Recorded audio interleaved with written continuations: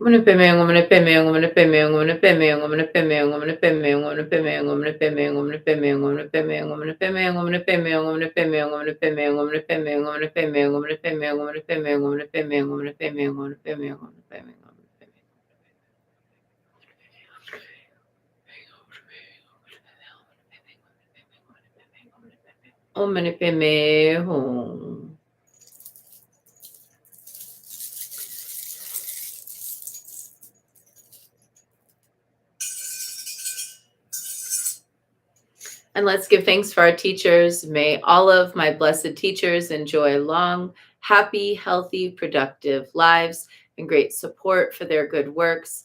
May all beings benefit from their wisdom. May they enjoy a swift and happy rebirth. And long life prayer for Lama Dechen Yeshe Wangmo. Om Sosti. Through the powerful blessings of the immortal Pema Jungye and his consort, may the three secret qualities of the Dakini of Supreme Bliss, Yeshe Wangmo, be utterly stable, and may the light of her activities shine on the lotus groves of the teachings and of beings so that they blossom in radiant splendor. And let's dedicate the merit. May the merit of this practice and all of my activities be of endless benefit to all beings in all realms, beginningless and continuous. May all obstacles be overcome and suffering cease at the sound of liberation. May all beings be free from suffering and its causes. May all beings have happiness and its causes. May we carry the essence of Guanyin in our hearts. Namo Guanxin Pusa. And we close with a bow to Guanyin, bow to one another, and a bow to the inner teacher, and wishing everyone a great day, a day of falling in love with yourself all over again and allowing yourself to be loved in the world.